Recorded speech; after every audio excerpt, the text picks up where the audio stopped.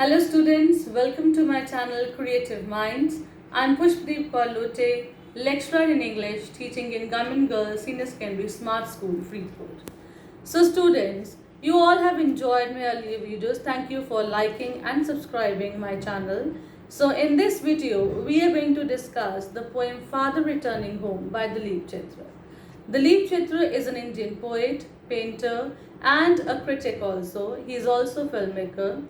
In this poem, Father Returning Home, it is an autobiographical poem where he is trying to depict the alienation of the old man in this modern world. In fact, he is trying to narrate the story or the situation of his own father in this poem. This poem is written in free verse. This poem is written in easy and simple language. This poem is a poem that talks about the alienation of the old man in the modern world. This poem is loaded with a lot of poetic devices like simile. So let us discuss the poem in detail.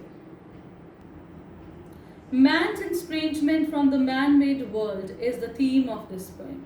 In this world full of hurry and worry, nobody has the time to take interest in others, especially the old senior citizens in society. This poem has been taken from Dalip Chitra's collection of poems Travelling in a Cage. So ਮਨੁੱਖ ਕੋਲ ਸਮਾਂ ਨਹੀਂ ਹੈ ਕਿ ਉਹ ਆਪਣੇ ਬਜ਼ੁਰਗਾਂ ਨੂੰ ਉਹਨਾਂ ਦੀ ਲਾਈਫ ਨੂੰ ਚੰਗੀ ਤਰ੍ਹਾਂ ਦੇਖ ਸਕੇ, ਵਿਚਾਰ ਸਕੇ, ਉਹਨਾਂ ਨਾਲ ਸਮਾਂ ਬਿਤਾ ਸਕੇ। ਇਹ ਜਿਹੜੀ ਪੋਇਮ ਹੈ ਦਲੀਪ ਚਿਤਰਾ ਦੀ collection of poems Travelling in a Cage ਵਿੱਚੋਂ ਲਿੱਤੀ ਗਈ ਹੈ। It gives us the picture of a sad old man who travels to work by local train every day in Mumbai. ਇਹ ਜਿਹੜੀ ਹੈ ਪਿਕਚਰ ਇੱਕ 올ਡ ਮੈਨ ਦੀ ਦਿਖਾਈ ਗਈ ਹੈ ਜਿਹੜਾ ਕਿ ਰੋਜ਼ ਇੱਕ ਲੋਕਲ ਟ੍ਰੇਨ ਰਾਹੀਂ ਸਫ਼ਰ ਕਰਦਾ ਹੈ ਮੁੰਬਈ ਦੇ ਵਿੱਚ। He does not feel comfortable or at home in his environment. ਆਪਣੇ ਵਾਤਾਵਰਣ ਦੇ ਵਿੱਚ ਉਹ ਆਪਣੇ ਆਪ ਨੂੰ ਕੰਫਰਟੇਬਲ ਨਹੀਂ ਫੀਲ ਕਰਦਾ। He is lonely even in a crowd. His isolation is seen in his inability to have dialogue with his family or friends. ਉਹ ਇੰਨਾ ਹੀ ਇਕੱਲਾ ਹੈ ਕਿ ਨਾ ਹੀ ਉਹਦੇ ਕੋਲ ਗੱਲਬਾਤ ਹੁੰਦੀ ਆਪਣੀ ਫੈਮਿਲੀ ਦੇ ਨਾਲ ਨਾ ਹੀ ਫਰੈਂਡਸ ਦੇ ਨਾਲ। He feels uneasy in his present. So the old man enters into the distant world of the past or into the world of his own dreams. So ਆਪਣੇ ਹੀ ਸੁਪਨੇ ਦੀ ਦੁਨੀਆ ਦੇ ਵਿੱਚ ਜਾਂ past ਦੇ ਵਿੱਚ ਇਹ ਬਜ਼ੁਰਗ ਆਦਮੀ ਖੋਇਆ ਰਹਿੰਦਾ ਹੈ। This poem deals with the theme of modern man's alienation in the complex urban world. So ਇਹ ਜਿਹੜੀ poem ਹੈ ਇਹ modern ਮਨੁੱਖ ਦੀ ਜਿਹੜੀ ਹੈ alienation ਹੈ ਕਿ alienation means isolation ਜਿਹੜੀ ਹੈ ਇਕੱਲਾਪਨ ਹੈ ਇਸ ਦੁਨੀਆ ਦੇ ਵਿੱਚ ਉਸ ਨੂੰ ਦਰਸਾਉਂਦੀ ਹੈ। ਸੋ ਆਓ ਇਸ ਪੋਇਮ ਨੂੰ ਚੰਗੀ ਤਰ੍ਹਾਂ ਪੜ੍ਹੀਏ। My father travels on late evening train, standing among silent commuters in the yellow light. Suburbs slide past his unseeing eyes. His shirt and pants are soggy, and his black raincoat, stained with mud, and his bag stuffed with books, is falling apart. My father, so poet Dalip ਚਿਤਰ ਆਪਣੇ father ਦੀ ਗੱਲ ਕਰਦਾ ਹੈ। ਉਹ ਕੀ ਕਹਿੰਦਾ ਹੈ ਕਿ ਮੇਰਾ father ਰੋਜ਼ ਰਾਤ ਨੂੰ ਲੇਟ ਸ਼ਾਮ ਨੂੰ ਟ੍ਰੇਨ ਤੋਂ ਆਉਂਦਾ ਹੈ ਸਟੈਂਡਿੰਗ ਅਮੰਗ ਸਾਇਲੈਂਟ ਕੰਮਿਊਟਰਸ। ਸੋ ਸਾਇਲੈਂਟ ਕੰਮਿਊਟਰਸ ਦਾ ਮਤਲਬ ਕੰਮਿਊਟਰਸ ਉਹ ਲੋਕੀ ਹੁੰਦੇ ਨੇ ਜਿਹੜੇ ਇੱਕ ਥਾਂ ਤੋਂ ਦੂਸਰੀ ਥਾਂ ਤੇ ਰੋਜ਼ ਅਪ ਡਾਊਨ ਕਰਦੇ ਨੇ ਆਉਂਦੇ ਜਾਂਦੇ ਨੇ। ਸੋ ਮੇਰਾ ਫਾਦਰ ਵੀ ਇੱਕ ਥਾਂ ਤੋਂ ਦੂਸਰੀ ਥਾਂ ਜੌਬ ਕਰਨ ਲਈ ਜਾਂਦਾ ਸੀਗਾ ਇੱਕ ਲੋਕਲ ਟ੍ਰੇਨ ਦੇ ਵਿੱਚ ਜਿੱਥੇ ਕਿ ਬਾਕੀ ਦੇ ਜਿਹੜੇ ਲੋਕੀ ਸੀਗੇ ਉਹ ਵੀ ਉਹਦੇ ਵਾਂਗੂ ਹੀ ਚੁੱਪਚਾਪ ਖੜੇ ਰਹਿੰਦੇ ਸੀਗੇ।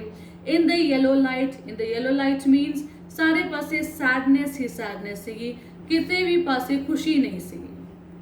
ਉਹਦੇ ਵਰਗੇ ਹੀ ਜਿਹੜੇ ਲੋਕ ਨੇ ਉਸ ਟ੍ਰੇਨ ਦੇ ਵਿੱਚ ਸਫ਼ਰ ਕਰਦੇ ਸੀ। Suburbs slide past his unseeing eyes. ਸੋ ਜਿਵੇਂ ਜਿਵੇਂ ਟ੍ਰੇਨ ਚੱਲਦੀ ਹੈ ਉਹਦੀ ਅੱਖਾਂ ਦੇ ਮੂਹਰੋਂ ਨਿੱਕੀਆਂ ਨਿੱਕੀਆਂ ਝੁੱਗੀਆਂ ਝੋਪੜੀਆਂ ਨਿਕਲਦੀਆਂ ਨੇ ਜਿਨ੍ਹਾਂ ਨੂੰ ਉਹ ਦੇਖ ਕੇ ਅਣਦੇਖਿਆ ਕਰਦਾ ਹੈ। His shirt and pants are soggy. ਉਹਦੀਆਂ ਸ਼ਰਟਸ ਤੇ ਪੈਂਟਸ ਜਿਹੜੀਆਂ ਨੇ ਉਹ ਗਿੱਲੀਆਂ ਹੋ ਚੁੱਕੀਆਂ ਨੇ ਵੈਟ ਹੋ ਚੁੱਕੀਆਂ ਨੇ। And his black raincoat stained with mud and his bag stuffed with books. ਤੇ ਉਹਦਾ ਬਲੈਕ ਕਲਰ ਦਾ ਜਿਹੜਾ ਰੇਨਕੋਟ ਉਹਨੇ ਪਾਇਆ ਹੋਇਆ ਹੈ ਮੀਂਹ ਤੋਂ ਬਚਣ ਵਾਸਤੇ ਉਹ ਵੀ ਮਿੱਟੀ ਨਾਲ ਭਰ ਚੁੱਕਿਆ ਹੈ ਤੇ ਬੈਗ ਦੇ ਵਿੱਚ ਕਿੰਨੀਆਂ ਕਿਤਾਬਾਂ ਨੇ ਜਿਨ੍ਹਾਂ ਦਾ ਭਾਰ ਉਹਦੇ ਕੋਲ ਸਾਂਭਿਆ ਨਹੀਂ ਜਾ ਰਿਹਾ। is falling apart ਉਹ ਬਾਰ-ਬਾਰ ਨੀਚੇ ਨੂੰ ਗਿਰੀ ਜਾ ਰਹੀਆਂ ਨੇ। His eyes dimmed by age. ਉਹਦੀਆਂ ਅੱਖਾਂ ਕਮਜ਼ੋਰ ਹੋ ਚੁੱਕੀਆਂ ਨੇ ਉਮਰ ਦੇ ਨਾਲ। Fade homeward through humid monsoon night. So monsoon ਬਾਰਿਸ਼ ਦਾ ਮੌਸਮ ਹੈ इस ਹਿਊਮਿਡਿਟੀ ਦੇ ਵਿੱਚ ਉਹ ਘਰ ਵੱਲ ਨੂੰ ਆ ਰਿਹਾ ਹੈ, ਰਾਤ ਹੋ ਚੁੱਕੀ ਹੈ।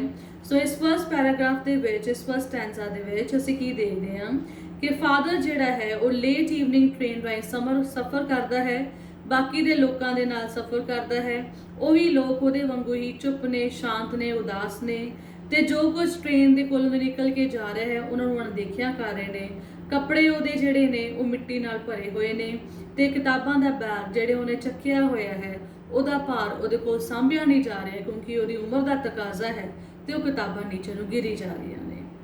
His eyes dimmed by age fade homeward through the humid monsoon night. Now I can see him getting off the train. ਹੁਣ ਮੈਂ ਦੇਖ ਸਕਦਾ ਮੇਰਾ ਪਿਤਾ ਟ੍ਰੇਨ ਚੋਂ ਨੀਚੇ ਉਤਰ ਰਿਹਾ ਹੈ। Like a word dropped from a long sentence, ਜਿਵੇਂ ਕਿ ਵੱਡੇ ਸੈਂਟੈਂਸ ਦੇ ਵਿੱਚੋਂ ਇੱਕ ਸ਼ਬਦ ਜਿਹੜਾ ਇੰਪੋਰਟੈਂਟ ਨਾ ਹੋਵੇ ਉਹ ਨਿਕਲ ਜੇ ਤਾਂ ਸ਼ਬਦ ਦਾ, ਸੈਂਟੈਂਸ ਦਾ ਮੀਨਿੰਗ ਚੇਂਜ ਨਹੀਂ ਹੁੰਦਾ। ਉਸੇ ਤਰੀਕੇ ਦੇ ਨਾਲ ਫਾਦਰ ਜਿਹੜਾ ਹੈ ਉਹ ਟ੍ਰੇਨ ਚੋਂ ਇਸ ਤਰੀਕੇ ਨਾਲ ਨਿਕਲ ਜਾਂਦਾ ਹੈ ਜਿਹਦੇ ਨਾਲ ਟ੍ਰੇਨ ਤੇ ਕੋਈ ਅਸਰ ਨਹੀਂ ਹੁੰਦਾ, ਟ੍ਰੇਨ ਦੇ ਲੋਕਾਂ ਤੇ ਕੋਈ ਅਸਰ ਨਹੀਂ ਹੁੰਦਾ। ਮੇਰਾ ਫਾਦਰ ਉਨਾ ਹੀ ਅਨਇੰਪੋਰਟੈਂਟ ਸੀ ਜਿੰਨਾ ਕਿ ਇੱਕ ਲੌਂਗ ਸੈਂਟੈਂਸ ਦੇ ਵਿੱਚ ਇੱਕ ਵਰਡ ਅਨਇੰਪੋਰਟੈਂਟ ਹੁੰਦਾ ਹੈ। He hurries across the length of the grey platform. ਮੇਰਾ ਪਿਤਾ ਨੀਚੇ ਫਟਾਫਟ ਉਤਰਦਾ ਹੈ ਇਸ ਗ੍ਰੇ ਪਲੇਟਫਾਰਮ ਤੇ ਜਿਹੜਾ ਗੰਦਾ ਹੋਇਆ ਹੈ, ਮਿੱਟੀ ਨਾਲ ਭਰਿਆ ਹੋਇਆ ਹੈ। Crosses the railway line, enters the lane. Railway line ਨੂੰ ਕ੍ਰਾਸ ਕਰਦਾ ਹੈ ਤੇ ਇੱਕ ਗਲੀ ਦੇ ਵਿੱਚ ਐਂਟਰ ਕਰਦਾ ਹੈ। His chappals are sticky with mud, but he hurries onward. ਉਹਦੀਆਂ ਚੱਪਲਾਂ, ਉਹਦੇ ਜਿਹੜੇ ਜੁੱਤੀਆਂ ਨੇ ਉਹ ਮਿੱਟੀ ਨਾਲ ਭਰੀਆਂ ਹੋਈਆਂ ਨੇ, ਪਰ ਫਿਰ ਵੀ ਉਹ ਜਲਦੀ ਜਲਦੀ ਅੱਗੇ ਨੂੰ ਵਧਦਾ ਹੈ। ਸੋ ਇਸ ਦੇ ਵਿੱਚ ਜਿਹੜੀ ਹੈ ਸਿਮਿਲੀ ਯੂਜ਼ ਅਗੇਨ ਹੋਈ ਹੈ, like a word brought from a long sentence. ਵਧਦੇ ਹਾਂ ਅਗਲੇ ਸਟੈਂਜ਼ਾ ਵੱਲ।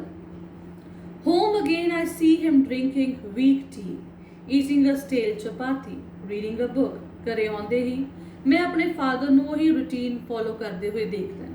ਮੈਂ ਕੀ ਦੇਖਦਾ ਕਿ ਆ ਕੇ ਇੱਕ ਕਮਜ਼ੋਰ ਜੀ ਚਾਹ ਪੀਂਦਾ ਹੈ, ਬਾਸੀ ਰੋਟੀ ਖਾਂਦਾ ਹੈ ਤੇ ਕਿਤਾਬ ਪੜ੍ਹਨ ਲੱਗ ਜਾਂਦਾ ਹੈ। ਉਹ ਘਰ ਦੇ ਵਿੱਚ ਵੀ ਉਹਨੂੰ ਉਨੀ ਰਿਸਪੈਕਟ, ਉਨੀ ਇੱਜ਼ਤ ਨਹੀਂ ਮਿਲਦੀ। ਸੋ ਉਹਨੇ ਇਸ ਚੀਜ਼ ਦੇ ਨਾਲ ਸਹਿਮਤੀ ਜਿਹੜੀ ਹੈ ਉਹ ਕਰ ਲਿੱਤੀ ਹੈ। ਉਹਨੂੰ ਕੋਈ ਫਰਕ ਨਹੀਂ ਪੈਂਦਾ ਕਿ ਉਹਦੇ ਲਈ ਤਾਜ਼ੀ ਰੋਟੀ ਤੇ ਵਧੀਆ ਚਾਹ ਬਣ ਰਹੀ ਹੈ ਕਿ ਉਹਨੂੰ ਘਟੀਆ ਦੀ ਚਾਹ ਤੇ ਉਹਨੂੰ ਬਾਸੀ ਰੋਟੀ ਦਿੱਤੀ ਜਾ ਰਹੀ ਹੈ। ਰੁਕੋ। Coming, he goes into the toilet to contemplate man's estrangement from a man-made world. So ਘਰੇ ਆ ਕੇ ਉਹ ਟਾਇਲਟ ਵਿੱਚ ਜਾਂਦਾ ਹੈ ਕੰਟੈਂਪਲੇਟ ਕਰਨ ਵਾਸਤੇ, ਸੋਚਣ ਵਾਸਤੇ। ਕੀ ਸੋਚਣ ਵਾਸਤੇ? ਕਿ ਮੈਨ ਜਿਹੜਾ ਹੈ, ਮਨੁੱਖ ਦੀ ਜਿਹੜੀ ਸੈਪਰੇਸ਼ਨ ਹੈ ਇਸ ਵਰਲਡ ਤੋਂ, man separation from this world. Similarly father ਵੀ ਜਿਹੜਾ ਹੈ ਉਸ ਘਰ ਤੋਂ ਸੈਪਰੇਟ ਹੋਇਆ ਹੈ। ਸੋ ਟਾਇਲਟ ਕਹਿ ਲਓ, ਉਹਦਾ ਇੱਕ ਸਿੰਬਲ ਹੈ ਉਹਦੇ ਇੱਕ ਸਮਾਲ ਵਰਲਡ ਦਾ, ਜਿੱਥੇ ਫਾਦਰ ਆਪਣੀ ਦੁਨੀਆ ਮਹਿਸੂਸ ਕਰਦਾ ਹੈ। Coming out he trembles at the sink. ਬਾਹਰ ਨਿਕਲ ਕੇ ਟਾਇਲਟ ਤੋਂ ਸਿੰਕ ਤੇ ਆਪਣੇ ਹੱਥ ਧੋਣ ਦੀ ਕੋਸ਼ਿਸ਼ ਕਰਦਾ, ਹੱਥ ਕੰਬਦੇ ਨੇ ਉਹਦੇ। ਦ ਕੋਲਡ ਵਾਟਰ ਰਨਿੰਗ ਓਵਰ ਹਿਸ ਬਰਾਊਨ ਹੈਂਡਸ। ਉਹਦੇ ਬਰਾਊਨ ਹੈਂਡਸ ਦੇ ਉੱਤੇ ਜਿਵੇਂ ਪਾਣੀ ਪੈਂਦਾ ਹੈ ਉਹਦੇ ਹੱਥ ਕੰਬਦੇ ਨੇ, ਜਾਂ ਕਹਿ ਲਓ ਉਮਰ ਕਰਕੇ ਕੰਬਦੇ ਨੇ। A few droplets clinging to the greying hairs on his wrist. ਕੁਛ ਜਿਹੜੇ ਨੇ ਡ੍ਰੌਪਲੇਟਸ ਉਸ ਪਾਣੀ ਦੇ ਉਹਦੀਆਂ ਜਿਹੜੀਆਂ ਬਾਂਹ ਹੈਗੀ ਹੈ, ਗੁੱਟ ਹੈ, ਉੱਤੇ ਪੈ ਜਾਂਦੇ ਨੇ। His silent children have often refused to share jokes and secrets with him. ਉਹਦੇ ਬੱਚਿਆਂ ਨੇ ਉਹਦੇ ਨਾਲ ਹਾਸਾ ਖੇਡਾ, ਆਪਣੇ ਮਨ ਦੀਆਂ ਗੱਲਾਂ ਸ਼ੇਅਰ ਕਰਨੀਆਂ ਛੱਡ ਦਿੱਤੀਆਂ ਨੇ। ਉਹ ਆਪਣੀ ਲਾਈਫ ਵਿੱਚ ਬਿਜ਼ੀ ਨੇ। He will now go to sleep. ਹੁਣ ਮੇਰਾ ਪਿਤਾ ਸੌਣ ਚਲੇ ਜਾਏਗਾ। Listening to the static on the radio. Radio ਤੇ ਉਹੀ ਇੱਕੋ ਤਰ੍ਹਾਂ ਦਾ ਮਿਊਜ਼ਿਕ, ਸਿੰਪਲ ਸੇਮ ਟਾਈਪ ਦਾ ਮਿਊਜ਼ਿਕ ਸੁਣਦਾ। ਡਰੀਮਿੰਗ, ਸੋਚਦਾ ਹੋਇਆ of his ancestors, ਆਪਣੇ ਵੱਡੇ ਵਡੇਰਿਆਂ ਬਾਰੇ, ਆਪਣੇ ਗ੍ਰੈਂਡ ਚਿਲਡਰਨਸ ਬਾਰੇ। thinking of nomads entering a subcontinent through a narrow pass. So nomads means ਬੰਜਾਰੇ ਜਿਹੜੇ ਨੇ ਇੱਕ ਥਾਂ ਤੇ ਨਹੀਂ ਰਹਿ ਸਕਦੇ। ਉਸੇ ਤਰੀਕੇ ਨਾਲ ਉਹ ਬੰਜਾਰਿਆਂ ਬਾਰੇ ਸੋਚਦਾ ਹੈ, ਖਾਈਬਰ ਪਾਸ ਬਾਰੇ ਸੋਚਦਾ ਹੈ। He does not want to think of the current situation basically. ਉਹ ਆਪਣੀ current situation ਬਾਰੇ ਨਹੀਂ ਸੋਚਣਾ ਚਾਹੁੰਦਾ। He is depressed. He wanted to think of future.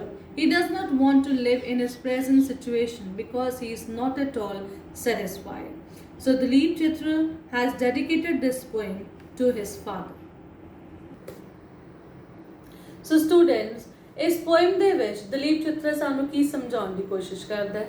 ਇਸ poem ਦੇ ਵਿੱਚ ਦਲੀਪ ਚਿੱਤਰ ਸਾਨੂੰ ਇਹ ਦੱਸਣ ਦੀ ਕੋਸ਼ਿਸ਼ ਕਰਦਾ ਹੈ ਕਿ ਇਸ ਮਾਡਰਨ ਵਰਲਡ ਦੇ ਵਿੱਚ ਮਾਡਰਨ ਵਰਲਡ ਦੇ ਵਿੱਚ ਮਨੁੱਖਾਂ ਕੋਲ ਟਾਈਮ ਨਹੀਂ ਹੈ ਬਜ਼ੁਰਗਾਂ ਨੂੰ ਦੇਣ ਵਾਸਤੇ। ਬਜ਼ੁਰਗ ਆਪਣੇ ਆਪ ਨੂੰ ਏਲੀਨੀਏਟਡ ਮਹਿਸੂਸ ਕਰਦੇ ਨੇ, ਅਲੱਗ ਮਹਿਸੂਸ ਕਰਦੇ ਨੇ। ਉਹਨਾਂ ਨੂੰ ਨਹੀਂ ਲੱਗਦਾ ਕਿ ਉਸ ਦੁਨੀਆ ਦਾ ਹਿੱਸਾ ਨੇ। ਉਹਨਾਂ ਨੇ ਆਪਣੇ ਆਪ ਨੂੰ ਇੱਕ ਸੀਮਤ ਦੇ ਦਾਇਰੇ ਦੇ ਵਿੱਚ ਬੰਦ ਕਰਕੇ ਰੱਖਿਆ ਹੋਇਆ ਹੈ, ਜਿਹਦੇ ਵਿੱਚ ਉਹ ਰਹਿ ਤਾਂ ਰਹੇ ਨੇ ਪਰ ਰਹਿਣਾ ਨਹੀਂ ਚਾਹੁੰਦੇ। ਉਹ ਆਪਣੀ ਇਸ ਦੁਨੀਆ ਦੇ ਵਿੱਚ ਖੁਸ਼ ਨਹੀਂ ਹੈ ਕਿਉਂਕਿ ਉਹਨਾਂ ਦੇ ਬੱਚੇ ਉਹਨਾਂ ਨਾਲ ਟਾਈਮ ਸਪੈਂਡ ਨਹੀਂ ਕਰਦੇ, ਉਹਨਾਂ ਨਾਲ ਆਪਣੇ ਦਿਲ ਦੀਆਂ ਗੱਲਾਂ ਨੂੰ ਸ਼ੇਅਰ ਨਹੀਂ ਕਰਦੇ, ਉਹਨਾਂ ਦੇ ਮਨ ਦੀਆਂ ਗੱਲਾਂ ਨੂੰ ਸਮਝਣਾ ਨਹੀਂ ਚਾਹੁੰਦੇ। ਸੋ ਇਹਨਾਂ ਸਿਚੁਏਸ਼ਨਸ ਨੂੰ ਦਲੀਪ ਚਿੱਤਰਾ ਨੇ ਇਸ ਪੋਇਮ ਦੇ ਵਿੱਚ ਬਿਆਨ ਕੀਤਾ ਹੈ। ਸੋ ਇਸ ਪੋਇਮ ਦੇ ਵਿੱਚ ਸਾਨੂੰ ਇਹ ਮੈਸੇਜ ਮਿਲਦਾ ਹੈ ਕਿ ਸਾਨੂੰ ਲੋੜ ਹੈ ਕਿ ਅਸੀਂ ਬਜ਼ੁਰਗਾਂ ਨੂੰ ਟਾਈਮ ਦੇਈਏ, ਉਹਨਾਂ ਦੇ ਮਨ ਦੀਆਂ ਗੱਲਾਂ ਨੂੰ ਸਮਝੀਏ, ਉਹਨਾਂ ਦੇ ਦਿਲ ਦੀਆਂ ਗੱਲਾਂ ਇੱਕ ਦੂਜੇ ਨਾਲ ਕਰੀਏ ਤੇ ਉਹਨਾਂ ਨੂੰ ਜਿੰਨਾ ਹੋ ਸਕਦਾ ਉਹਨਾਂ ਦੀ ਸਾਂਭ ਸੰਭਾਲ ਕਰੀਏ। ਸੋ ਬੇਟਾ, ਮੈਨੂੰ ਉਮੀਦ ਹੈ ਕਿ ਤੁਹਾਨੂੰ ਇਹ ਪੋਇਮ ਸਮਝ ਆਈ ਹੋਏਗੀ। ਸੋ ਦਿਸ ਪੋਇਮ ਫਾਦਰ ਰਿਟਰਨਿੰਗ ਹੋਮ ਇੱਕ ਆਟੋਬਾਇਓਗ੍ਰਾਫਿਕਲ ਪੋਇਮ ਹੈ, ਜਿਹਦੇ ਵਿੱਚ ਦਲੀਪ ਚਿੱਤਰ ਆਪਣੇ ਫਾਦਰ ਦੀ ਇਮੇਜ ਨੂੰ ਬਿਆਨ ਕਰਦਾ ਹੈ। ਤੇ ਇਹ ਜਿਹੜੀ ਫਾਦਰ ਦੀ ਇਮੇਜ ਹਰੇਕ ਉਸ ਪਿਤਾ ਦੀ ਇਮੇਜ ਹੈ ਜਿਹਨੂੰ ਘਰ ਦੇ ਵਿੱਚ ਉਹ ਸਨਮਾਨ, ਉਹ ਇੱਜ਼ਤ ਨਹੀਂ ਮਿਲਦੀ, ਜਿਹੜਾ ਕਿ ਆਪਣੇ ਆਪ ਨੂੰ ਇਕੱਲਾ ਮਹਿਸੂਸ ਕਰਦਾ ਹੈ।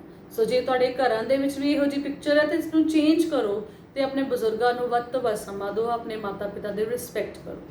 ਸੋ ਸਟੂਡੈਂਟਸ, ਮੇਰੀ ਇਸ ਪੋਇਮ ਨੂੰ ਇਹ ਜਿਹੜੀ ਪੋਇਮ ਹੈ ਇਸ ਲੈਕਚਰ ਨੂੰ ਚੰਗੀ ਤਰ੍ਹਾਂ ਸੁਣਨਾ, ਸਮਝਣਾ, ਤੇ ਜੇ ਤੁਹਾਨੂੰ ਕੋਈ ਡਾਊਟ ਹੋਵੇ ਦੁਬਾਰਾ ਤੋਂ ਸੁਣਨਾ ਤੇ ਕਮੈਂਟ ਕਰਕੇ ਮੈਨੂੰ ਜ਼ਰੂਰ ਦੱਸਿਓ ਕਿ ਤੁਹਾਨੂੰ ਵੀਡੀਓ ਕਿਹੋ ਜਿਹੀ ਲੱਗੀ। ਇਸ ਚੈਨਲ ਨੂੰ ਲਾਈਕ, ਸਬਸਕ੍ਰਾਈਬ ਤੇ ਸ਼ੇਅਰ ਕਰਨਾ ਨਾ ਭੁੱਲਿਓ।